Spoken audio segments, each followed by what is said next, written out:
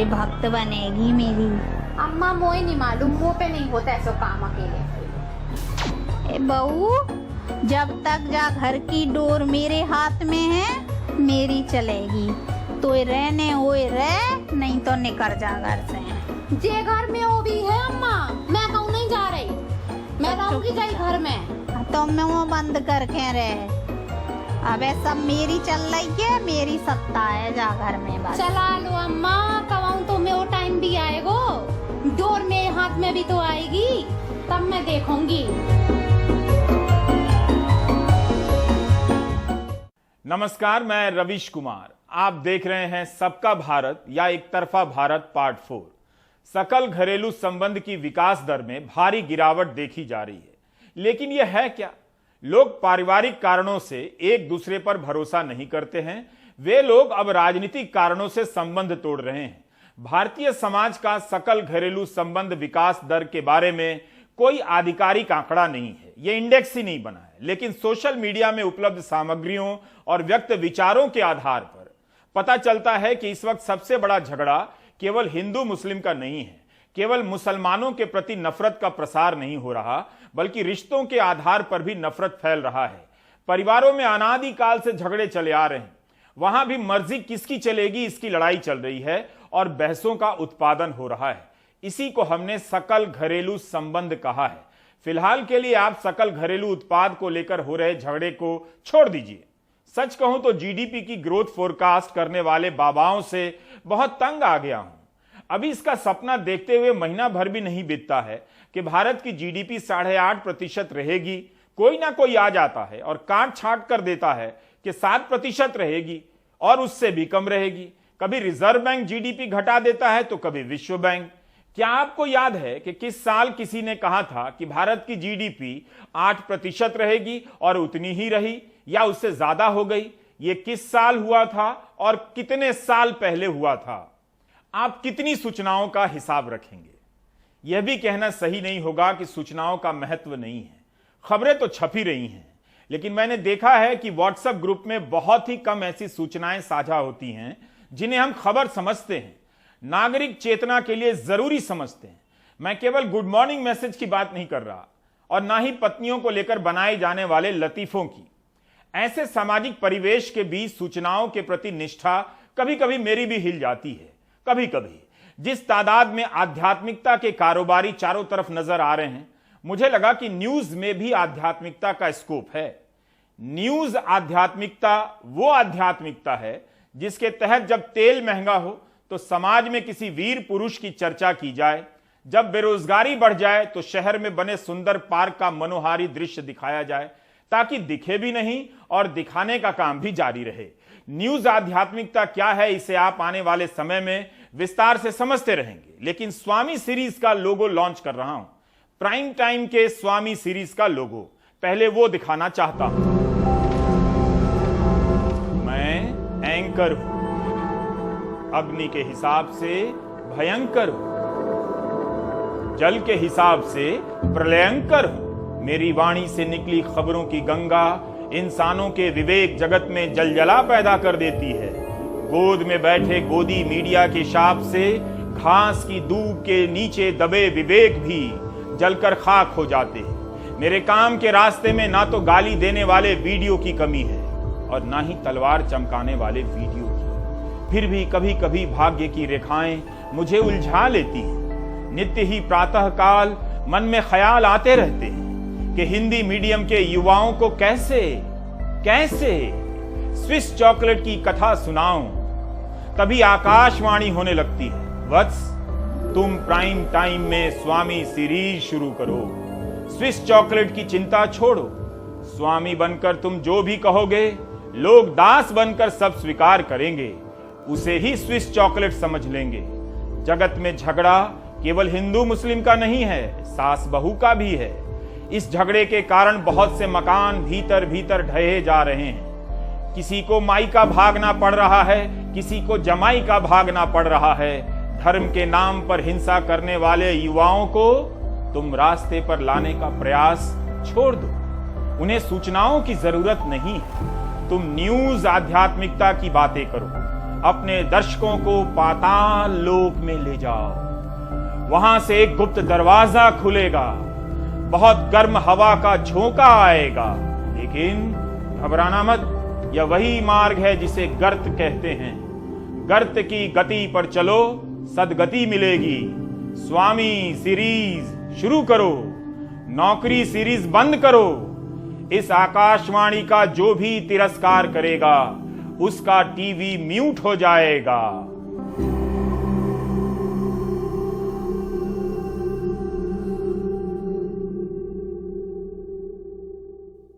इसी आकाशवाणी को सुनते ही लगा कि प्राइम टाइम में स्वामी सीरीज शुरू कर देनी चाहिए।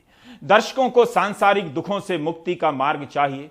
बहुत से दर्शक मुझे पानी बिजली की समस्याओं में उलझाकर खुद YouTube में क्या क्या देखते हैं अब पता चल रहा है। दर्शकों के कल्याण का एकमात्र उपाय है प्राइम टाइम का स्वामी सीरीज। यह व्यंग्य प्रधान कार्यक्रम तो है, मगर एक बार प्रधानी का चुनाव लड़कर देखिए, राजनीति की सारी समझदारी हवा हो जाएगी। न्यूज आध्यात्मिकता एक नया मार्केट है। स्वामी सीरीज एक किस्म का स्टार्टअप है, यूनिकॉर्न है। अगर कोई इसमें निवेश करना चाहता है तो स्वागत है। ऐसे सीरीज में निवेश करने से छापे भी नहीं पड़ेंगे।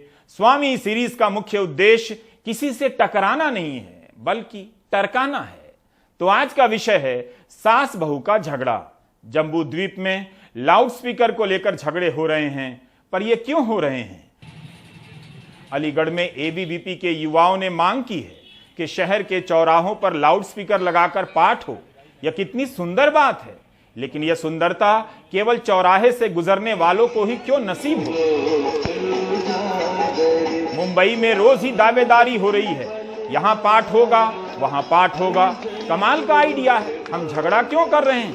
क्यों ना हर हाउसिंग सोसाइटी के गेट पर लाउडस्पीकर लगा दें, कारों के ऊपर लाउडस्पीकर लगा दें, स्कूल के बाहर लाउडस्पीकर लगा दें, अस्पताल के बाहर लाउडस्पीकर लगा दें, ताकि कोई कहीं से भी गुजरे लाउडस्पीकर से आ रही आवाज को सुने बगैर गुजर ही ना सके।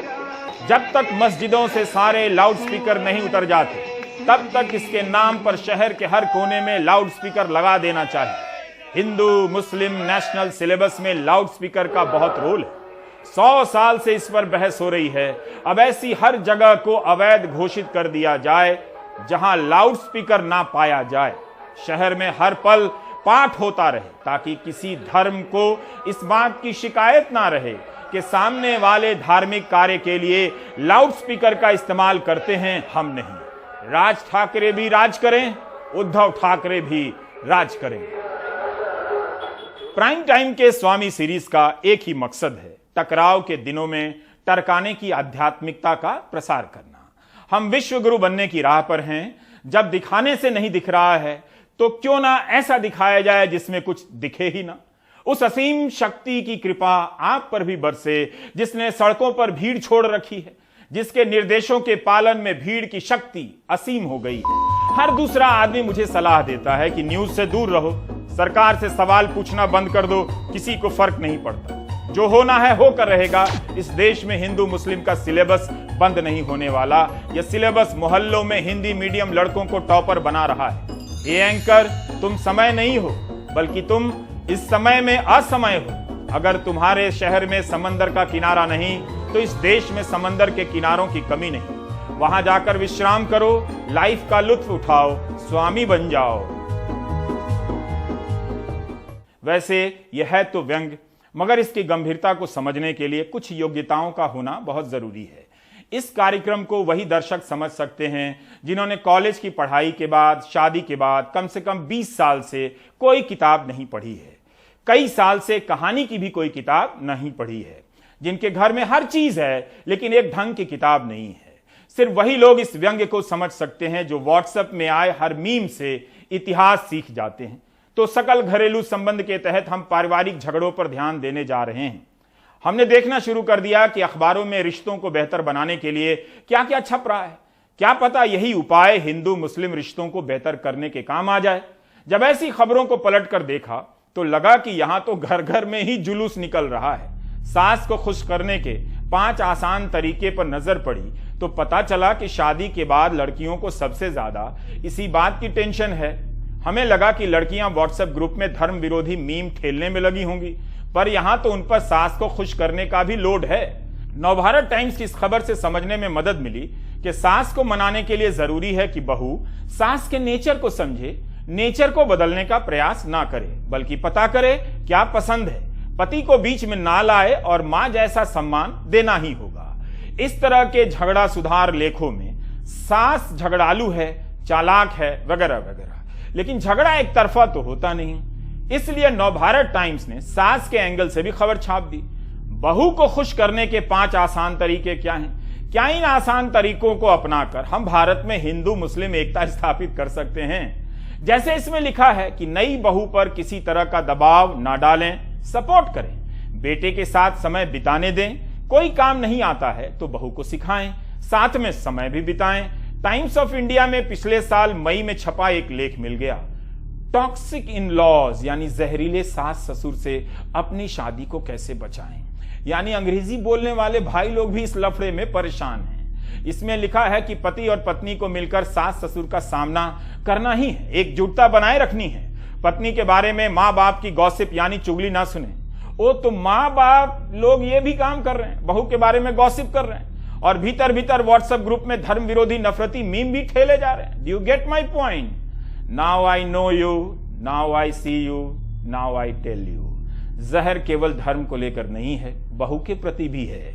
माई dear toxic in laws, shame on you.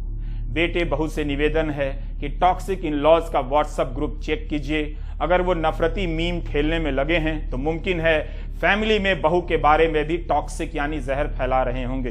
हम सबको मिलकर वायु और ध्वनि प्रदूषण दोनों से लड़ना है।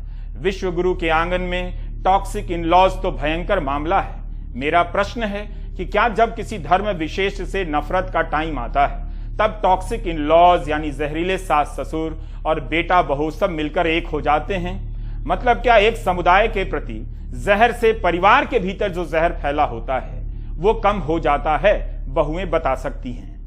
इन लेखों को बिल्कुल आप नारीवादी नजरिए से पढ़ सकते हैं। इन सब में कुल मिलाकर मर्द ही चैंपियन बनते हैं। जैसे हिंदू और मुस्लिम को भिड़ाकर उनका राज कायम हो जाता है। हम बस यही देखना चाहते थे कि क्या आपके घरों में सबका भारत है, सबको बराबर की हिस्सेदारी है, या यहां भी एक तरफा भारत है। चेष्टा सक्सेना मशहूर व्यंग्यकार हैं, यूट्यूबर हैं। पुष्पा जिज्जी के नाम से उनका शो आता है।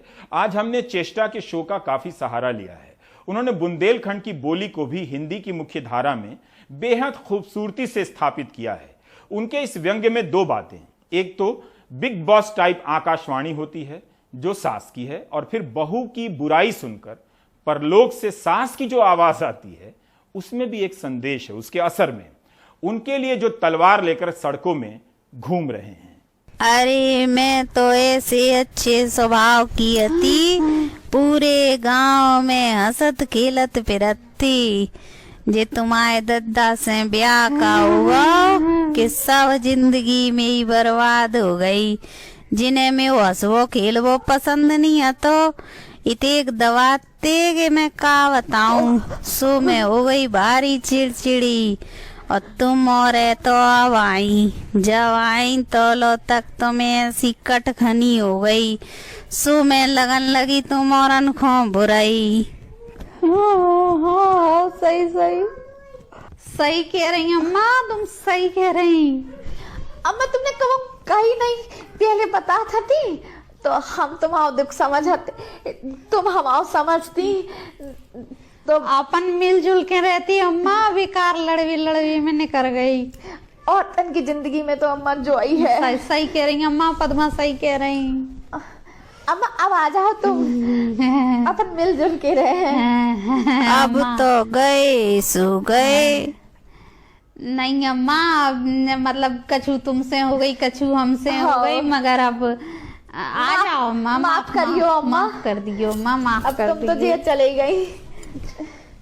अब तुम ना लड़ियो, अब हमारे मिलजुल के रहे। अब हमारी ना करियो बुराई। घरों में सत्ता का संघर्ष रोज चलता है। अविश्वास की ऐसी ऐसी कहानियां और उनका दर्द लेकर लोग बैठे हैं कि उनके बीच हम हर रात उनकी कहानी लेकर जाते हैं, जिन्हें रोज धर्म के नाम पर गाली दी जाती है, अपमानित किया जाता है। तब उस समाज पर, उस परिवार पर कैसे असर पड़ेगा? नहीं पड़ेगा। इसलिए लगा कि स्वामी सीरीज ही करें ताकि जनता को उसकी समस्याओं से मुक्ति दी जा सके। जब हमने अखबारों में रिसर्च करना शुरू किया तब हमारी धारणा टूटने लगी कि सबका भारत है। पता चल रहा है कि समाज में और परिवार में एक तरफा झगड़े चल रहे हैं। तभी मैं कहूं कि धर्म के आधार पर नफरत ना करने की मेरी सारी अपीलों का असर क्यों नहीं होता है। एक जवाब मिल गया, क्योंकि समाज तो 10 तरह के और झगड़ों की नेट प्रैक्टिस में लगा हुआ है।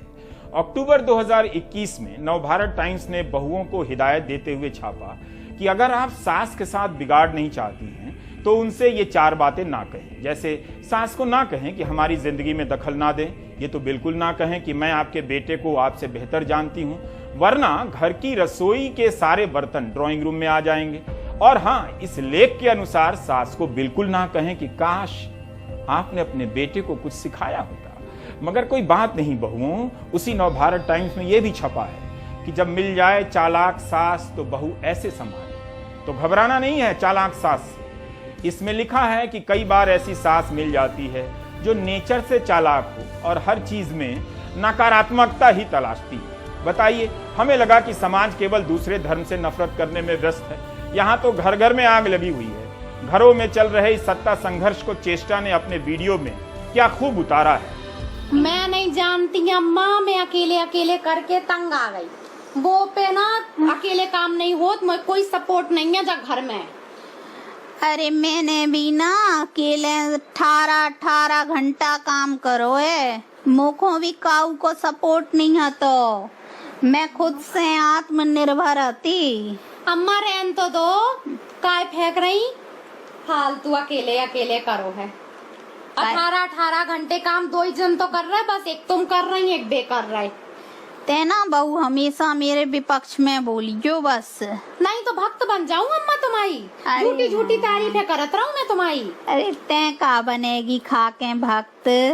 भक्त ऐसे होते हैं का? मैं एक बात कहूँ ते 10 सवाल करन लगत है। भक्तन की जवान नहीं चलत कतरनी सी, ये भक्त बनेगी मेरी। अम्मा मोए नहीं मालूम, मुँह पे नहीं होता ऐसा काम अकेले अकेले। बहू, जब तक जा घर की डोर मेरे हाथ में है मेरी चलेगी। तो रहने हुए रह, नहीं तो निकल जा घर से।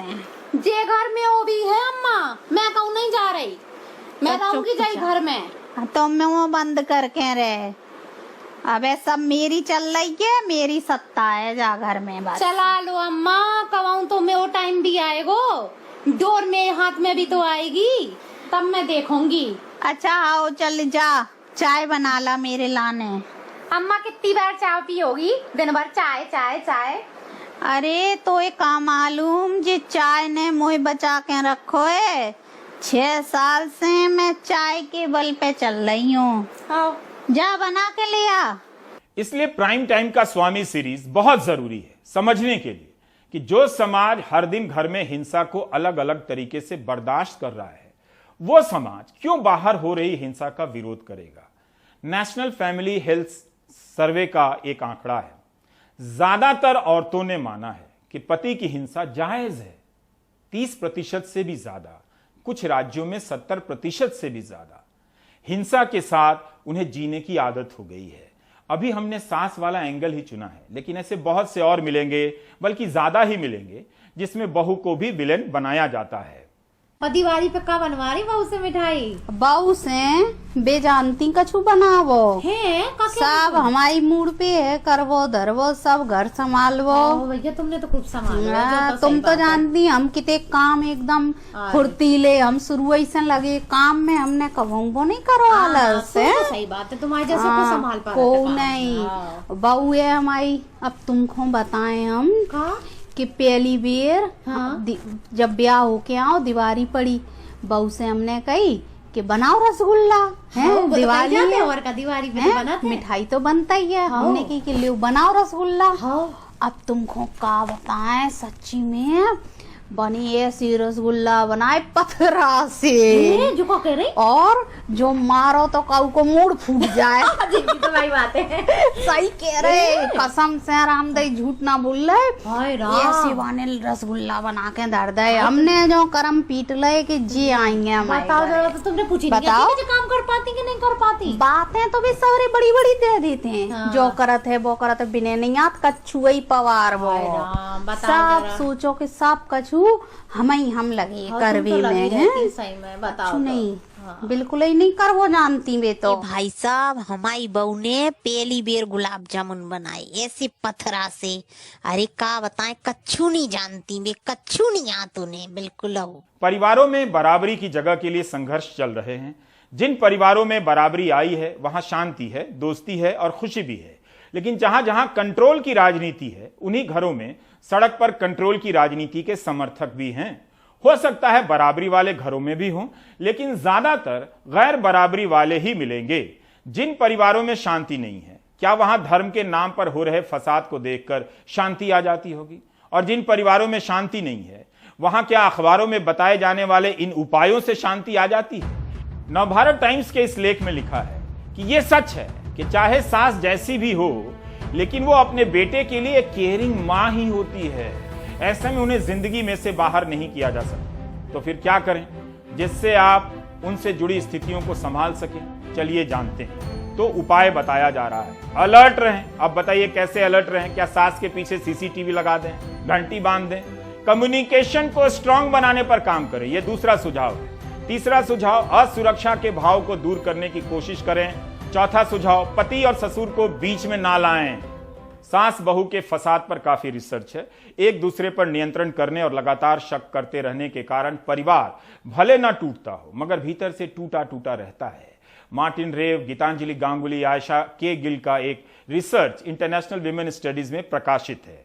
इनके अनुसार भारतीय सास लगातार बहू के खिलाफ हिंसा करती रहती हैं, खासकर दहेज के मामले में। दोनों के बीच हिंसा और प्रताड़ना के संबंधों को गहराई से समझने की जरूरत है, ताकि पता चले कि भारतीय मिडिल क्लास परिवारों में कंट्रोल और पावर की लड़ाई किस स्तर पर चल रही है। इस लड़ाई में होने वाली शारीरिक और मानसिक हिंसा से औरतों को बचाने की जरूरत है। एक तरफ हम देखते हैं कि समाज में लोग गर्व का टोकरा सर पर उठाए चले जा रहे हैं, लेकिन जैसे ही छोटी सी खरोच लगती है, टोकरे का मुटरा खुल जाता है। अनैतिकता और क्रूरता के असंख्य कंकड़ भर भरा कर बाहर आ जाते हैं। आज की ही खबर है, लड़की उससे शादी करना चाहती थी जिससे वो प्यार करती थी। पिता और उसके भाई ने मिलकर लड़की की हत्या कर दी। हत्या करने के बाद पिता और पुत्र भागे नहीं, बल्कि अपने घर आए, नहाया धोया और आराम से चाय पीने लगे। बगल में एक और खबर छपी है कि बदायूं से भागकर प्रेमी जोड़ा अहमदाबाद गया और वहां मंदिर में शादी कर ली। घर वाले नहीं माने, प्रेमी ने खुदकुशी कर ली और प्रेमिका ने भी प्रयास किया। अब इस खबर को आपको कैसे सुनाएं? पड़ोसी का कुत्ता भौंकने लगा तो झगड़ा हो गया, फिर कुत्ते के स्वामी पिता पुत्र को गोली ही मार दी। इलाज चल रहा है। भारत की महिलाओं के जीवन की सच्चाई किसी दूसरे देश की महिलाओं की जैसी है या अलग है, यह हमारा विषय नहीं है। लेकिन यहां आए दिन अदालत में इस बात को लेकर बहस होती रहती है कि उनके देह पर किसका कंट्रोल है। जिस तरह से शोभा यात्रा में निकले युवा गालियां देते हुए बता रहे हैं कि देश पर किसका कंट्रोल होगा, उसी तरह पत्नी भी देह पर अपना कंट्रोल पाने की लड़ाई लड़ रही है। यहीं पर देह में देश और देश में देह दिखने लगता है। नियंत्रण की यह लड़ाई भावनाओं को लेकर भी है। हमें सोशल मीडिया पर औरतों का एक ऐसा समूह मिला जिनकी पहचान उजागर नहीं करूंगा, लेकिन उनकी बातों के कुछ नमूने रखना चाहता हूं ताकि आप अंदाजा लगा सकें कि घर घर में क्या हो रहा है। एक महिला ने अपने घर के बारे में लिखा है, जब मेरी माँ जिंदा थी तब यह मेरा घर था। मैं माँ और भाइयों के साथ रहती थी, लेकिन उनकी मौत के बाद संपत्ति का बंटवारा हो गया। छोटे भाई के हिस्से घर आया और अब मैं उस घर में मेहमान की तरह जाती हूँ। मैं वहां रुक सकती हूं, लेकिन एक लेकिन तो लगा ही रहता है। न्यूयॉर्क से एक महिला लिखती हैं, after the marriage I feel I have become a secondary citizen in my own home where I grew up for 25 years. मेरे माँ बाप के दोनों बेटों ने उन्हें मरने के लिए छोड़ दिया है। पिता के आईसीयू में भर्ती होने पर भी नहीं आए। मैं ही उनकी देखभाल करती हूँ, मगर आज भी मेरे माँ बाप को बेटों से ही प्यार है। मेरे किए काम की कद्र नहीं। संपत्ति में अपनी दोनों बेटियों को 5 रुपया भी नहीं दिया। कहते हैं बेटों का ही हक है। अगर मैं और मेरी बहन अपने हक की बात करें तो कहती हैं बेटियां पराई हो जाने के बाद हक नहीं मांग सकती, मगर फिर भी मैं ही उनकी सेवा करती हूं। कितना याद आता है मुझे मेरा वो घर जिसे कभी कितनी शिद्दत से सजाती थी। आज वहां का तिनका भी अपना महसूस नहीं होता। सोचा था माँ पापा के जाने के बाद हम सब भाई बहन मिलकर वहां जाया करेंगे, लेकिन कब सब कुछ एकदम कैसे बदल गया पता नहीं चला। भाई ही हर निर्णय लेने लगा, जबकि हम दोनों बहनें बड़ी हैं। हमने भी कुछ सलाह के तौर पर बोला तो ऐसा लगा जैसे एकदम गलत किया हो, जैसे कोई अलिखित कानून हो कि माँ पापा के बाद भाई ही निर्णय लेने का अधिकारी होता है। उसका ये व्यवहार हमारी संवेदनाओं तक को भी हिला गया। लगा जैसे वो जगह हमारी कभी थी ही नहीं। ऐसा नहीं है कि यह समाज केवल धर्म के आधार पर नफरत करने में लगा है, उसके पास नफरत करने के और भी आधार है। इन किस्सों से गुजरकर यही लगा कि समाज में कितना अविश्वास है। जब परिवार में ही विश्वास नहीं है तो दो धर्मों के बीच विश्वास कायम करना मुश्किल काम है। जैसे झगड़े और तनाव के बाद भी परिवार चलते रहते हैं, उसी तरह देश भी चलता रहेगा। जो जहां है वहीं हताशा में मन मारकर जी रहा होगा, जीवन को उल्लास की जगह बोझ बनाकर बैठा होगा। इस नजर से देखिए तो पता चलेगा कि इस जगत में खुश कौन है। जो गैरों पर हिंसा कर रहा है वही अपनों पर भी कर रहा है। सीतापुर में महिलाओं का सड़क पर उतरना आसान नहीं रहा होगा। बजरंग मुनि को गिरफ्तार किया है तो अब उनके समर्थकों के लिए भी सड़क पर उतरना जरूरी हो गया है। सीतापुर की औरतों की लड़ाई दोहरी हो गई है।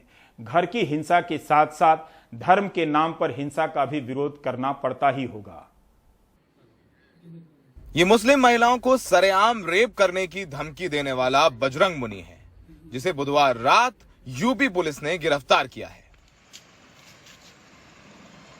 माहौल बिगाड़ने के अंदेशे से रात को ही बजरंग मुनि को जज के सामने पेश किया गया, जहां से उसे 14 दिन की न्यायिक हिरासत में भेज दिया गया है। बजरंग मुनि ने यह नफरती भाषण 2 अप्रैल को दिया था और गिरफ्तारी 12 दिन बाद हुई। पुलिस को लगभग 10 दिन तक सारे सबूत होने के बाद भी शांत बैठा देख महिलाओं को सड़कों पर उतरने के लिए मजबूर होना पड़ा। ये सब महिलाएं किसी संगठन से नहीं जुड़ी हैं, ये सब आम गृहिणियां हैं जो अपने हक की आवाज उठाने के लिए, इंसाफ की आवाज उठाने के लिए सड़कों पर उतरी हैं। औरतों को एक तरह से गाली दी गई है, गंदे गंदे अल्फाज इस्तेमाल किए गए हैं और इसीलिए हमने यहाँ पे ज्ञापन दिया है कि जो है हम चाहते हैं कि उनके खिलाफ जो है कानूनी कार्रवाई की जाए। चाहते हैं कि हमारे एडमिनिस्ट्रेशन की तरफ से हमको ये उनकी तरफ से सख्त एक्शन लिया जाना चाहिए। पुलिस ने पहले तो बहुत हल्की धारा 298 के तहत मुकदमा दर्ज किया, जिसमें सिर्फ 1 साल की सजा है, लेकिन जब दबाव बढ़ा तो पुलिस ने धाराएं भी बढ़ाई। पुलिस ने बजरंग की गिरफ्तारी के बाद प्रेस नोट जारी किया, जिसके मुताबिक बजरंग को माहौल खराब करने के लिए भड़काऊ भाषण देने, लोक शांति भंग करने, लोगों को हिंसा के लिए भड़काने जैसी गंभीर धाराओं में गिरफ्तार किया गया है।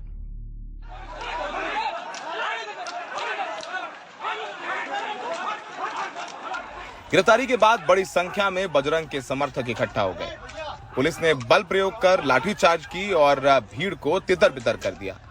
बजरंग मुनि की गिरफ्तारी को लेकर आक्रोश कस्बे में फैला हुआ है। कई जगह तो पीएसी भी तैनात करनी पड़ी है। बजरंग मुनि ने 2 अप्रैल को एक जुलूस में कस्बे की शीशे वाली मस्जिद के सामने महिलाओं के खिलाफ एक अमर्यादित टिप्पणी की थी। उन्होंने महिलाओं को रेप करने की धमकी दी थी। इस मामले का संज्ञान महिला आयोग ने भी लिया था। इस वीडियो में हेकड़ी दिखा रहे बजरंग मुनि ने अपने बयान पर माफी भी मांगी थी। सभी माताओं बहनों से मैं क्षमा मांगते हुए कह रहा हूं, मेरा जो वीडियो वायरल हो रहा है, अगर उनकी आत्मा को ठेस पहुंचा है तो उसके लिए मुझे क्षमा करें। पहले भी बजरंग मुनि ऐसे कई भड़काऊ भाषण देता रहा है, जिन पर पहले से मुकदमे भी दर्ज हैं। सत्तारूढ़ दल के कई नेताओं के साथ बजरंग मुनि की तस्वीरें वायरल हैं। जैसे इस तस्वीर में योगी सरकार में मंत्री राजेश राठौड़ बजरंग को कंधा देते नजर आ रहे हैं। ये तस्वीरें अलीगढ़ की हैं, जहां एबीवीपी के कार्यकर्ता अलीगढ़ के 21 चौराहों पर लाउडस्पीकर लगाकर हनुमान चालीसा बजाने के लिए चंदा इकट्ठा कर रहे हैं। इनकी मांग है कि अलीगढ़ प्रशासन लाउडस्पीकर पर हो रही आजान पर रोक लगाए। माहौल खराब होता देख प्रशासन ने एबीवीपी के कार्यकर्ताओं की इस मुहिम पर रोक लगा दी है। नफरती भाषण 2 अप्रैल को दिया था और गिरफ्तारी 14 अप्रैल को, यानी लगभग 12 दिन बाद हुई है। देर आए दुरुस्त आए। लोग ये भी मांग करें जिस तरीके से यूपी में अपराधियों की संपत्तियों पर बुलडोजर चलाया जा रहा है, वैसे ही बजरंग मुनि की संपत्तियों पर भी बुलडोजर चलाया जाए, ताकि दूसरे जो ऐसे नफरती भाषण दे रहे हैं या ऐसी इच्छा मंशा रखते हैं वो भी सबक लें कि दोबारा ऐसा नफरती भाषण समाज में सामाजिक माहौल खराब करने के लिए कोई ना दे। सीतापुर में सहयोगी समीर और दिल्ली में सुशील राठी के साथ सौरभ शुक्ला, एनडीटीवी इंडिया। कोशिश तो यही थी कि चराचर जगत की दैनिक समस्याओं से दूर रहकर स्वामी सीरीज में न्यूज आध्यात्मिकता की बात करूं, लेकिन सन्यासी का टकराव संसार से हो ही जाता है। अब अमेरिका को कहने की क्या जरूरत थी कि भारत में मानवाधिकार के जो उल्लंघन हो रहे हैं उस पर नजर रख रहे हैं। भारत ने भी कह दिया अमेरिका में जो उल्लंघन हो रहे हैं उस पर भारत भी नजर रख रहा है। क्या इसके बाद अमेरिका में हो रहे उल्लंघनों को छोड़कर एनआरआई अंकिल इंडिया आ जाएंगे? आ सकते हैं। स्वामी सीरीज में न्यूज आध्यात्मिकता के प्रसार के लिए कई लोगों की मदद चाहिए।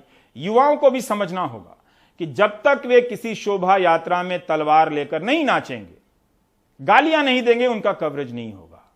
बेरोजगारी मन का भ्रम है। अगर समय पर परीक्षा नहीं होती है तो यह उत्सव की बात है। पिछले साल दिल्ली में नफरती भाषण दिए गए। कुछ लोगों ने सुप्रीम कोर्ट में याचिका दायर की। दिल्ली पुलिस ने कहा है कि जांच बंद कर दी गई है क्योंकि उन बातों में हेट स्पीच नजर नहीं आई। पिछले साल दिल्ली में हुई धर्म संसद को लेकर सवाल उठाए गए, लेकिन अब दिल्ली पुलिस का दावा है कि इस दौरान हेट स्पीच नहीं दी गई, इसलिए केस बंद कर दिया गया है।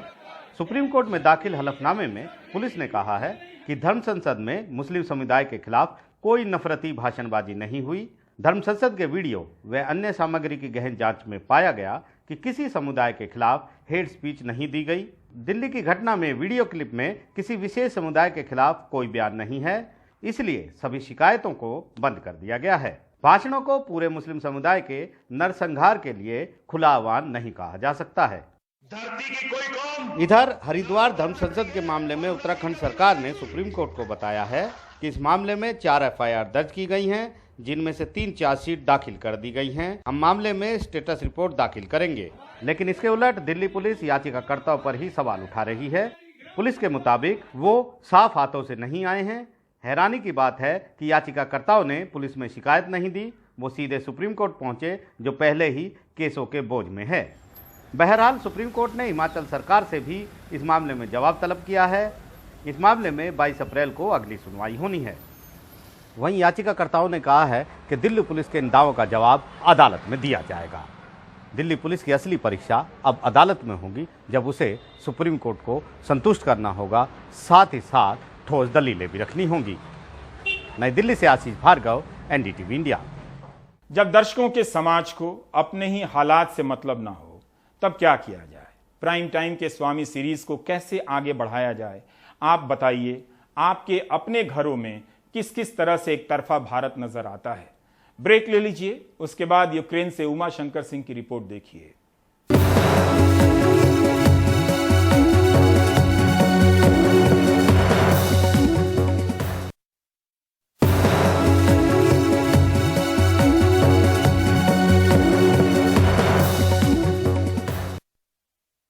नमस्कार, प्राइम टाइम के इस हिस्से में आपका स्वागत है।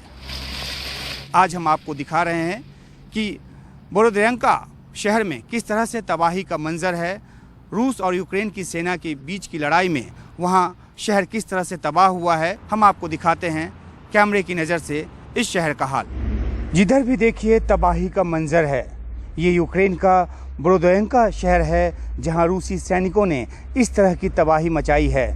यूक्रेन की सेना के साथ जंग का ये एक मैदान रहा और यहाँ से इस इलाके से रूसी सैनिक जो हैं वो कीव में घुसने की कोशिश कर रहे थे। ये इलाका कीव से तकरीबन 70 किलोमीटर दूर है और यहाँ रूसी सैनिकों का भारी जमावड़ा था, लेकिन जिस तरह से यूक्रेन की सेना ने उनको ज़बरदस्त टक्कर दी, इस इलाके से वो आगे नहीं बढ़ पाए क्यू के पास तक तो वो पहुँचे लेकिन क्यू में नहीं घुस पाए, लिहाजा जहाँ तक वो पहुँचे वहाँ इस तरह उन्होंने तबाही का मंजर जो है वो बिछाया। देखिए कोई भी यहाँ बिल्डिंग नज़र नहीं आती जिस पे गोलियों के निशान ना हो, जिस पे शेलिंग के निशान ना हो, जो जली ना हो और जो टूटी ना हो। और इस मलबे के ढेर के बीच अब जो है यहाँ जो नगर निगम के कर्मचारी हैं, जो सरकारी अमला है, वो मलबों को समेटने का काम कर रहा है क्रेन से। और जिस तरह से ये शहर तबाह हुआ है, ऐसे में 1, 2, 10 या 20 दिन की बात नहीं है, महीनों लग जाएंगे और इस शहर को पटरी पर लौटने में सालों लग जाएंगे। यहाँ इस तरह की चीज़ें नज़र आ रही हैं जो यहाँ की ज़िंदगी का सबूत पेश कर रही हैं। अब जैसे देखिए कि ये बच्चे का खिलौना, एक छोटा सा खिलौना जो मलबों के बीच है, जाहिर सी बात है कि इस घर में बच्चे भी रहते थे बड़ों के साथ, लेकिन जिस तरह से ये टूटा है हमें नहीं पता कि ये बच्चे कहाँ गए, उनके परिजन कहाँ गए, उनके माता पिता कहाँ गए। लेकिन अब यहाँ जो नज़र आता है वो बस तबाही का आलम नज़र आता है। बोरोदेंका शहर की बर्बादी के बीच ज़्यादातर यहाँ के निवासी शहर छोड़ चुके हैं, दूसरे शहरों में जा चुके हैं, लेकिन कुछ जो हैं वो अभी भी यहाँ बचे हुए हैं। और जो बचे हुए हैं उनके सामने सबसे बड़ी चुनौती रोज़ का जो जीवन है उसको जीने की, रोज़ी रोटी की और खाने पीने की।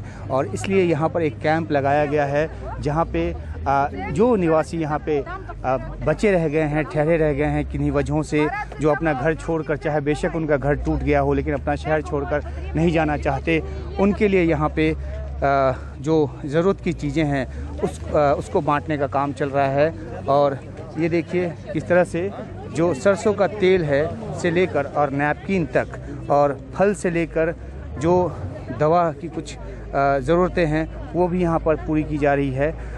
लोग यहाँ पे आ रहे हैं, साबुन से लेकर तेल तक सब कुछ यहाँ से वो लेकर जा रहे हैं। बहुत ही मुश्किल है इनके लिए इस वक्त जीवन, जिस तरह से बर्बादी यहाँ पर हुई है। बोरोदेंका से उमाशंकर सिंह, NDTV इंडिया। आप देख रहे थे प्राइम टाइम। नमस्कार।